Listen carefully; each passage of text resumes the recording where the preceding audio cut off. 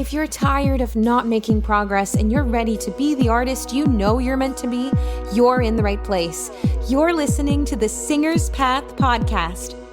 The Path, or Performing Artists Training Hub, will cover everything, including singing tips that actually work, advice from top industry professionals, and life-changing mindset shifts. Out with the starving artist and in with the thriving artist.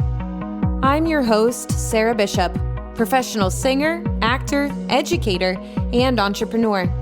I'm not afraid to speak the truth and stop the gatekeeping of quality information so you can actually become the artist you dream of being. So let's get on the path, shall we? Even though we're all on our own journeys, it always helps to have a guide.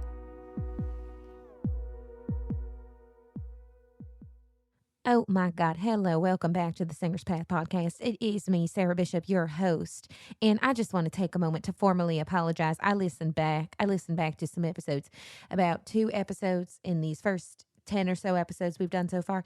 And I have the absolute worst lisp I've ever heard in my entire life. I don't even know what happened.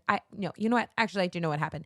I was so dehydrated because your girl was drinking only coffee and no water that I had so much freaking spit in my mouth that I literally, my S's got so effed up to the point that my husband listened back to the podcast and he was like, "Why do you have a lisp?" And I was like, "IDK." And I did an audiobook gig where I was getting a lisp and I was like, WTF, why do I have a lisp? And it's because I'm not drinking enough water. And spit apparently makes your S's weird. So hopefully today that's not the case. I have my Spindrift on hand. I have a huge thing of water I'm going to go drink so we don't have weird spit sounds. But anyway, wanted to get that out of the way because that was abhorrent to listen to. So sorry about that. Hopefully the information was still good for you. Also, right off the bat, I want to thank the couple of you who have left just the most beautiful reviews on the podcast website. I was like, holy shnikes. First of all, I'm thrilled that people listen to this because all I care about is just like helping you guys out. And honestly, the more reviews you leave and the ratings you leave, the more this can help people, the more people that it will reach. So that's a big reason why I really appreciate you doing that. It's also because I want to help you guys. It validates the whole process of the project, right? Like it's working, it's reaching people, it's helping people. So I really appreciate you guys. And if you were one of the angel babies that left a 5-star written review, please, oh my gosh, please screenshot your review so I know it was you, and then email me at singerspath@gmail.com. That's the podcast email. It's also written below in the show notes. And then I'll do 2 things. One, I'll gift you a free practice tracker journal that's printable that you can print each month. And you can keep track of your growth and the exercises and keep yourself accountable. So that's just a free gift for leaving the review. And I'll also enter you to win a free lesson with me. And this is a rare, crazy thing I'm doing because I don't even offer private lessons to the public. So if you've been waiting to work with me and you want a free of charge lesson with me, this is the way to do it. Leave that review, take a picture of it, email it to me to that address. I'll also link it in the show notes, singerspath@gmail.com. And yeah, you'll be entered to win something for free, yo. The final thing I'll say about this is you can also get additional entries for every additional review that you leave. So if you own any of the other courses that I've made, the Discovery Mini Course, Pillars, Advanced Mix, Pitch and Musician, if you own any of those and you use them all the time and you like them and you are enthusiastic about other people, benefiting from them, then again, in the body of the email, write a review for each one that you've experienced and that you're enthusiastic about. Obviously, a review that recommends the product, okay? And each 5-star quote-unquote review that you give me and you email me will be another entry to win a free lesson. So it's like a fun game. But also, just like for the podcast, any reviews are like fantastic because it helps build trust with other people who, maybe need these products. They need to listen to the podcast. It's just a good way of, if you're enthusiastic about it and you like it, share how you feel about it so that it ends up helping more people. So yeah, if you've already left one or have a review, send it my way, girl. So you get that free entry and you get that free practice book because why wouldn't you?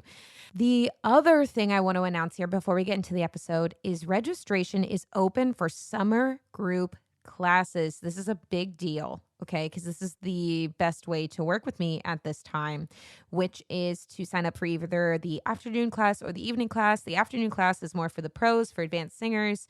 The evening class is more for intermediate, but advanced singers may come as well.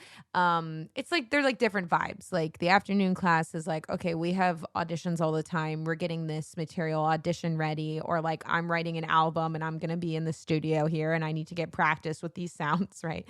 And the evening class is more like, I want to sing this song at my community theater for an audition, or I want to go to karaoke, or I just want to sing the best way that I possibly can because I like it, right? So there's just slightly different vibes.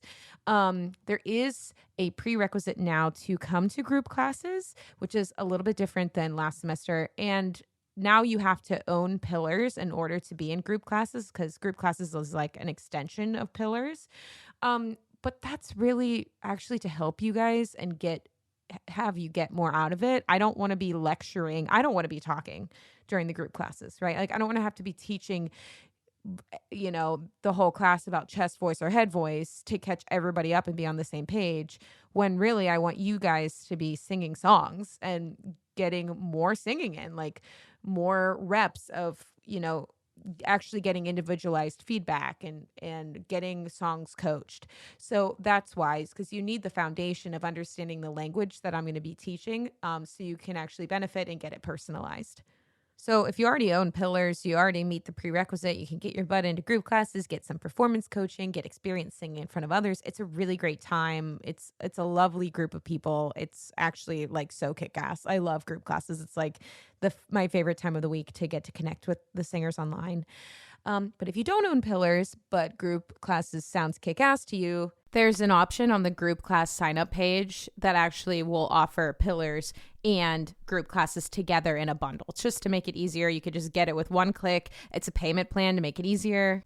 And just to be clear, you don't have to have completed pillars. Pillars is a nonstop workout. And it's honestly something that every singer should have. I don't care if you're a beginner, intermediate, or advanced. It's amazing. And really having it and using it to practice outside of group. And then you can come to class, ask me questions, be like, hey, Sarah, this one exercise in the lesson I'm supposed to be working on feels a little funky. Can you help me out? And I'll be like, hell yeah, let me hear it. And then it's like, I help you fine tune both your technique practice and your technique regime, so you're making just as much progress as you would in private lessons, but you're also getting opportunities to practice performance and song work and singing in front of other people. So it's like best of both worlds. So go check out the group sign up link. Check the link below. Again, if you don't have pillars, just click the option that includes pillars. So yeah, I really hope to see you there. Phew. Okay, 5 minutes of promotional talk here. But again, all this stuff is meant to help you. Half of that's so that you guys get some free stuff. Make sure you email me so you get the free stuff. And yeah, offering you more things to help you out. But let's actually talk about what you're here to listen to, which today is going to be definitions of mixing and why language is so fucking important. Y'all, language is so crazy with learning to sing.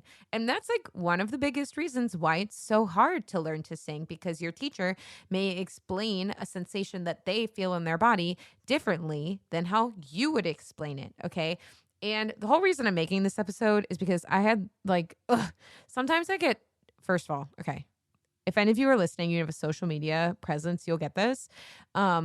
If you desire to have a social media presence, this will happen to you. Or if you're just like watching from afar and you're just wondering what it's like to like, I'm not like an influencer, guys. Like I just like to help people online, but like it's kind of turning into that. But there will always be people who like, first of all, they're not listening with their full ears. Okay. No one fucking listens to the actual point, or no one reads what I'm writing on them. I know it's a lot of text sometimes. Okay. I get it. But like people like completely miss the entire point of the video that I'm trying to fucking make. Okay. They're not really fully taking in what I'm actually saying.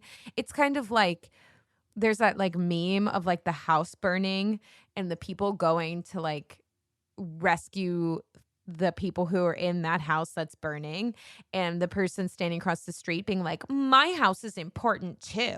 And we're like, yours isn't on fire, Glenn, right? Like I'm not talking to you, Glenn. I'm talking about this house that's on fire. I'm addressing this problem. Well, what about my house? And I'm like, I'm not talking about your house. I'm talking about that house. So, anyway, on one of these videos that I made, that, let me tell you, in the title of the video said oversimplifying mixing, dead ass. Like, simplify. It was like straight in bright red letters that it was clearly an oversimplification of something that's very complex, right? And what I was doing was using different language that someone else may respond to better than the word mixing. Okay. Because I sure as fuck know that mixing made no fucking sense to me when I was in college. It made no sense to the point where it was almost a trigger word. I was like, if one more fucking goddamn person asks me to mix one more time, I'm going to flip this table. Like, that word, something about it, something about the terminology of the way that people were explaining it when they were explaining, like, I have to mix chest and head together. Like, what the fuck does that mean?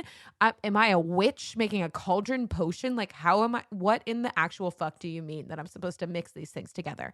And so in this oversimplified video, I stated that it's not literal. Like, you can't literally take chest and you can't literally take head. Like, those in themselves are ideas. Chest and head are just definitions of sympathetic vibrations. Like, those are the locations of the body that people mostly experience those vibrations. That's why they're called that. So you can't really take those vibrations and combine them, right? That's actually not even what mixing is. What mixing is moving from a thicker vocal fold position and using there's a muscle that kicks in called the TA muscle and engages, right? And that's what causes the vocal folds to be thicker. We have a whole episode about this, right? And then when we mix, we slowly give over to a different muscle, which is the CT muscle. And what happens is it gradually thins out the vocal folds. That's literally actually what's happening. You can't like force placement. You can't maybe you can. Listen, again, this whole thing is about different language works for other people. So if it works for you, if that clicks for you and you're like, mixing actually makes sense, the placement thing makes sense, it makes sense that I'm combining those sensations, then great, good. I'm glad it's working for you. But this video that I was making was for people that I wasn't working for, right? Their house is on fire. They don't understand this language, okay? And so in this video, I was like, hey, let's think about blending like a feeling. And I know it's synonymous, bitch. It's supposed to be synonymous. We're explaining the same thing in a different way. Okay. So I'm trying to use different words that might click for the right people. And oh my lordy, oh God, this one, you know what? I'm not even going to speak to it this much because I don't want to give it the satisfaction.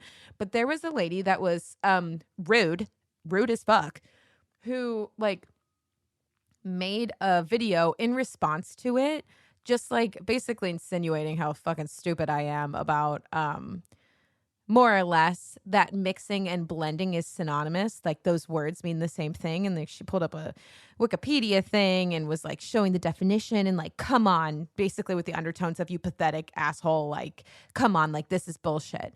And I just was like, I didn't respond. I'm clearly talking about it here, but I'm sure this lady doesn't listen to this. So like, I'm not worried about it. And I didn't want to like give her the satisfaction, but I was like, lady, like, I know they're the same. I know they're the same. Do you think I'm a moron? I know the mixing and blending mean the same thing, but listen, you know who doesn't understand that? Someone that's struggling with mixing. Okay. Someone that it doesn't make sense to. They do need to hear a different word that's synonymous. I know that sounds stupid to you, lady, but not everyone can grasp it the way that you do. So we're talking about other ways that we can possibly describe it. And we're going to speak to how confusing it can be trying to learn something that maybe really clicks very easily for some people.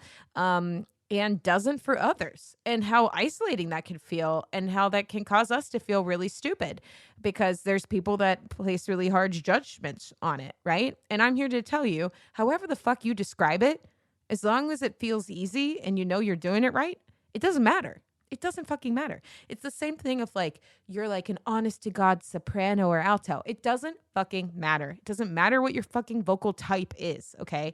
What matters is that you're able to sing the songs that you want to sing. Let's not label and isolate ourselves out of half of our range because we like identify with being an alto, right? When you have an extension at the top, right? It's kind of the same thing, right?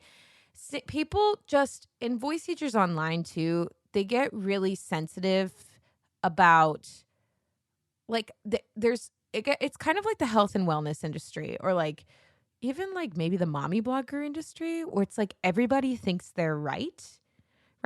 And I know that obviously, clearly, I'm like that because I have a podcast. I gave myself a microphone to talk about this, but mostly because I care about people being confused. Mostly because I understand the pain and confusion that it is and how difficult it is to learn to sing well, right? I don't, you know, I've gone through many different ways of singing. I started classically, then I learned with Estel. I did more classical training. I went to one of the top fucking colleges in the fucking world for singing, Cincinnati College Conservatory of Music. And I left that joint still confused as fuck. Okay. And it wasn't until I did IVA that I finally fucking understood what was going on. All right. So all that to be said, I was a bitch that didn't understand what mixing meant. Blending, as stupid as it fucking sounds, made more sense to me. So let's talk about other things that if you're still in the dark and you're like, WTF, mixing doesn't make sense, that might relate to you a little bit better.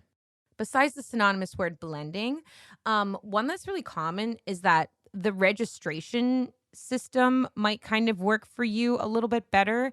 There's other schools of thought in which people think of the mixing region of the voice as its own registration. Now, from the school of thought that I'm educated in and how I teach, I do not subscribe to that.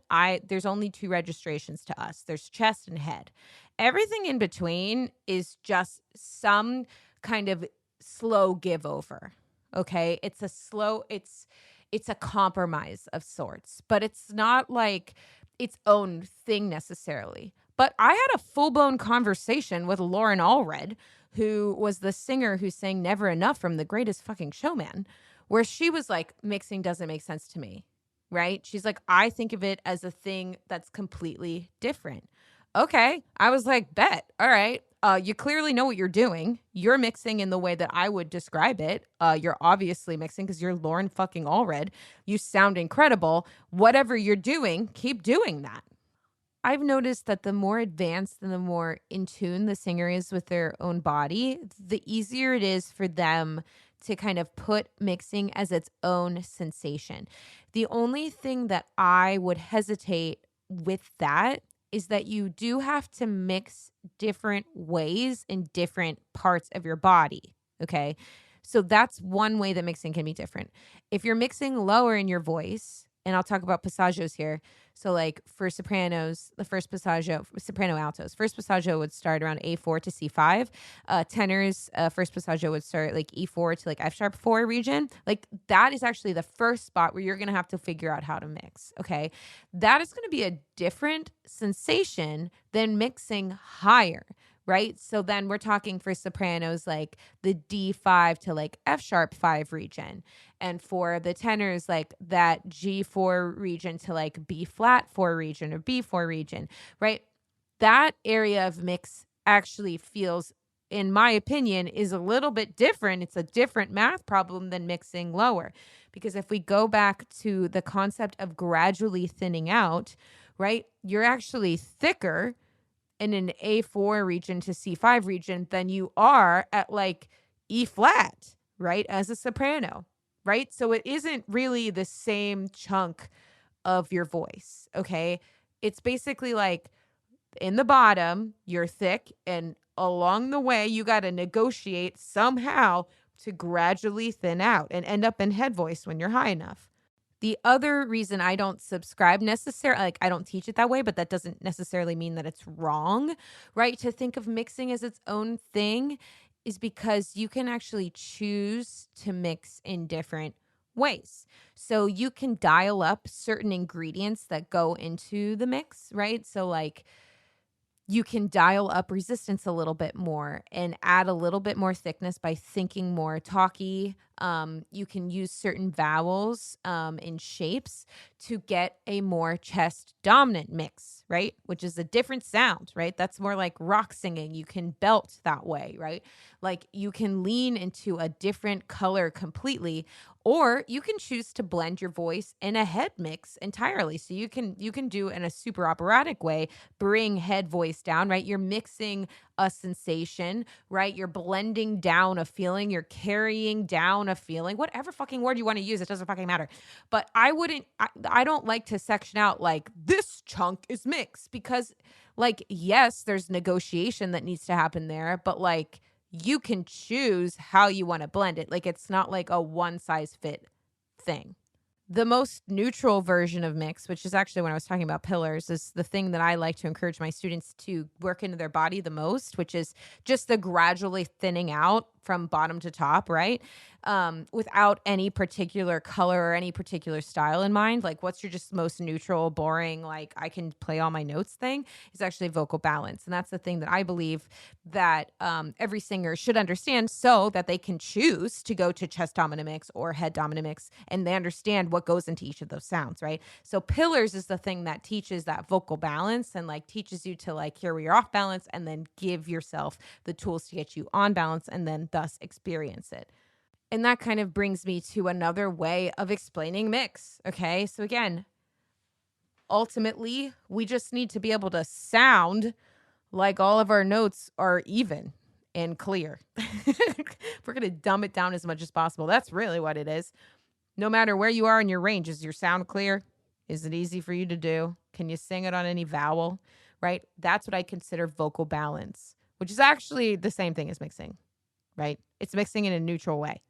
So that's why I don't like the whole like, okay, this part of my voice is mixed. I'm like, yeah, but you're balancing it against your chest voice and your head voice, right? So anyway, just because that language doesn't make sense to me doesn't mean that it won't make sense to you. So that's why I keep bringing it up.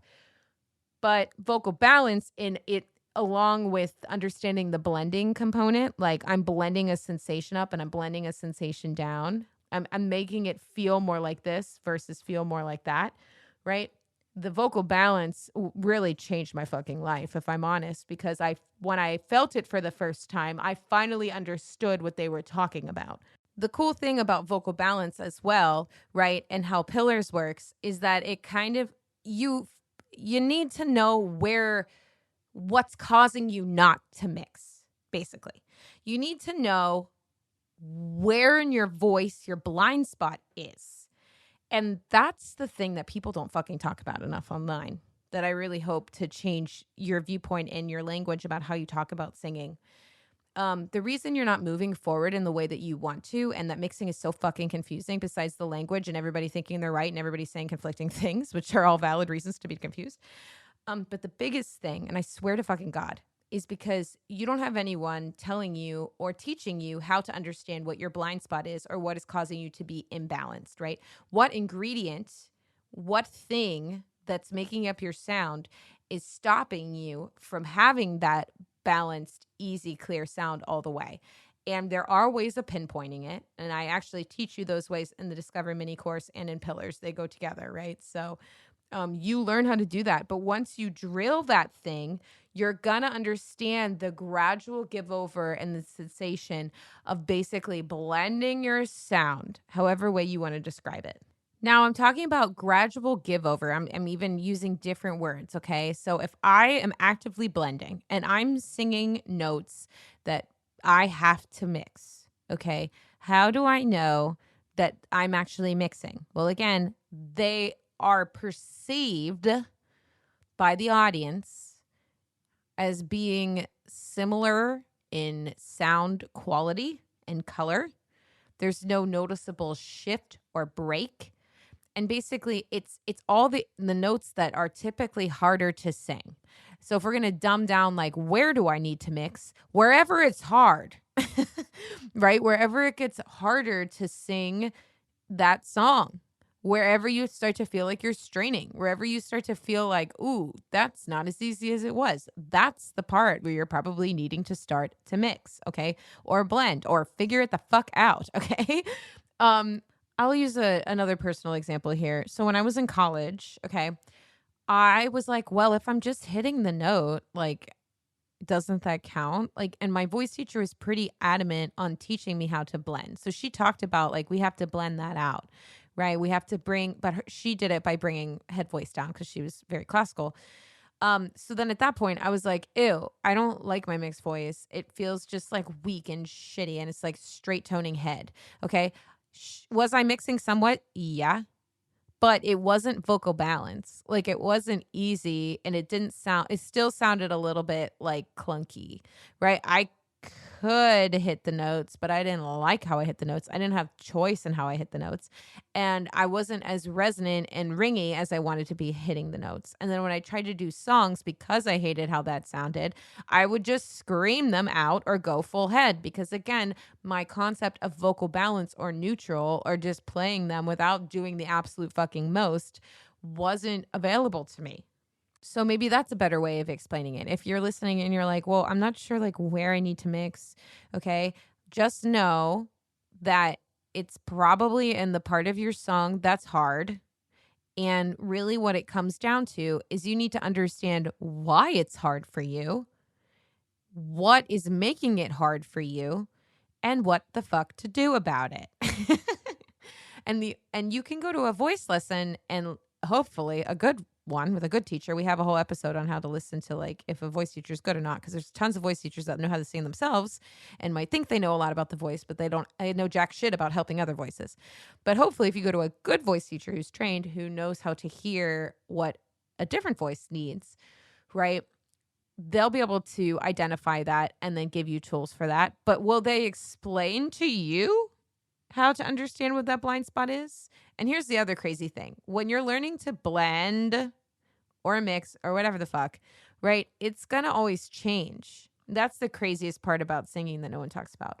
Like when you're drilling, like say you come to a lesson and we talk about your blind spot and I'm like, hey, this thing is what's causing this to be imbalanced. And then I have you experience vocal balance and you're like, whoa, those notes that were hard are now easy. And I'm like, yo, that's correct, because we found out what was hard about it, what was causing it. And then I gave you an antidote of sorts. I was like, here's your solution. And then you're like, holy shit.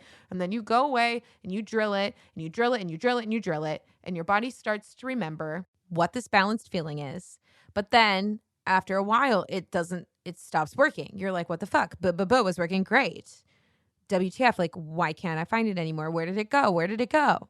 And it's because you were drilling one exercise for too long that you got to balance, but then you kind of moved in the other direction all of a sudden, right? Another synonym for balance is like singing is like tightrope walking. And again, what are we literally balancing? We're not like literally walking on a tightrope with our feet on a string over 100-foot drop, right? Although sometimes I can feel that way. What we're literally balancing, again, is that muscle pull. So how much of the TA muscle or the CT muscle is engaged, but also how much air, like how are you managing your airflow, your air pressure, right? Like how are the vocal folds working against the air? We talk about that in the breath lesson, right? So those are all the balancing elements that are going on. You're balancing all those things at once, eventually, so that your brain doesn't have to think about it and it just kind of fucking does it and becomes easy. So there are certain tools that are going to help treat. They're like an antidote for your bad habits, more or less. But if you do them too much, you'll get different habits. So another reason to either be in consistent lessons with someone who knows what the fuck they're talking about or come to group, right? Get pillars so that you can train your own damn ear to understand how to give yourself the fucking antidote of whatever it is, because it's going to change. It's going to change as you continue to sing. And guess what? The more advanced you get, the more nuanced it gets, right?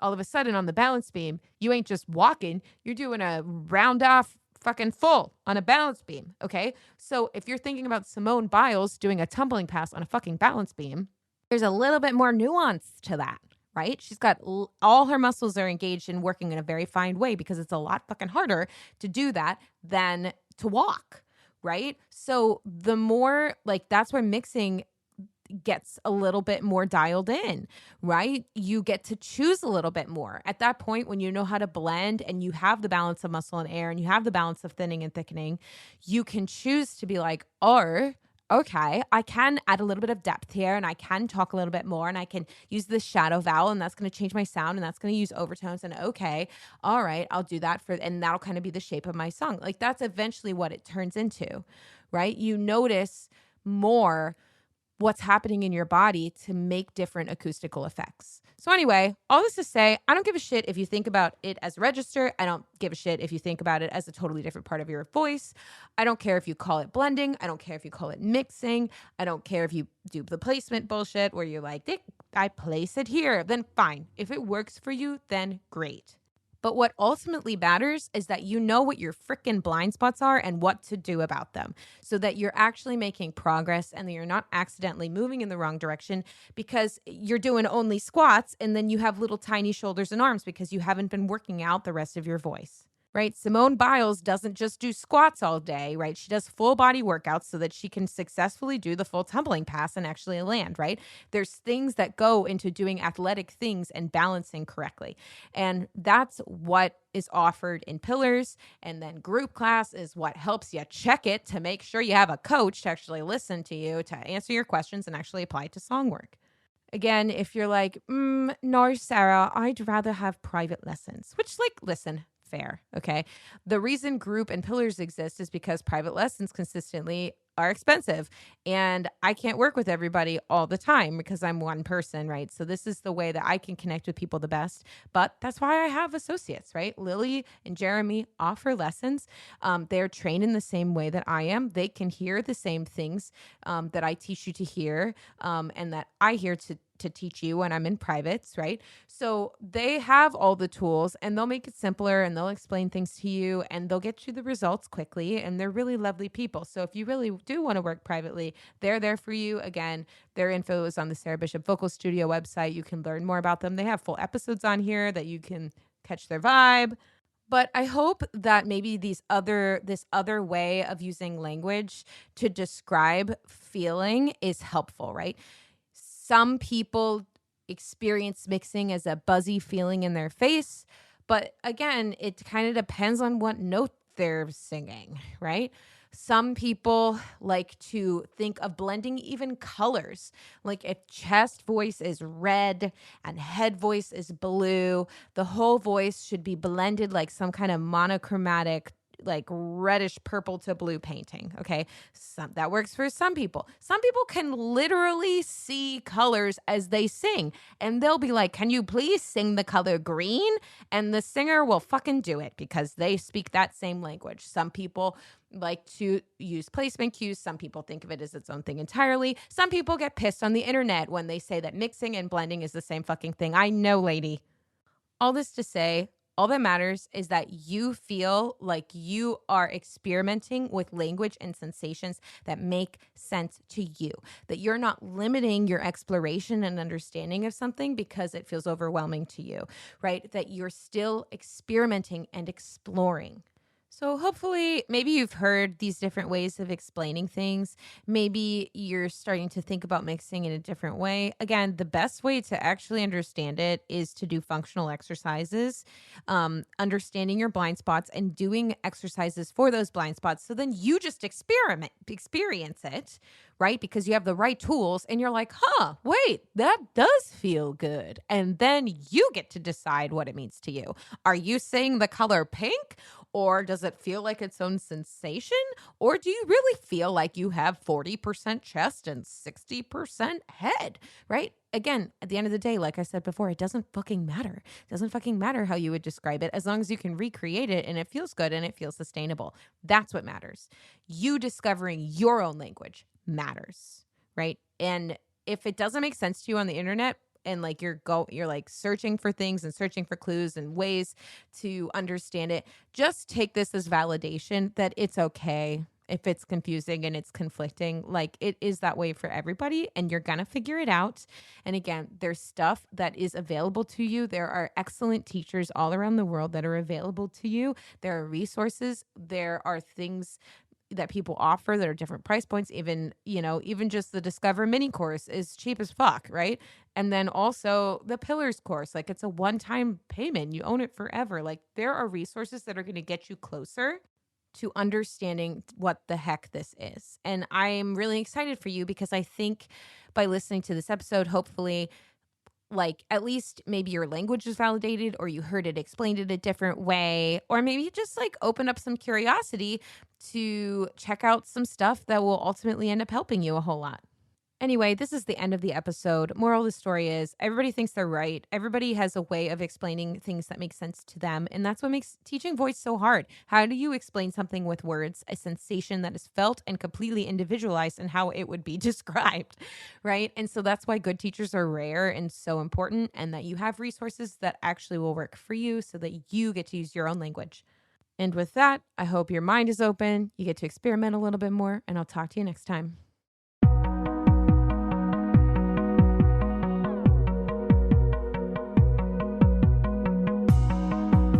If you enjoyed this episode, please leave a 5-star written review on Apple Podcasts.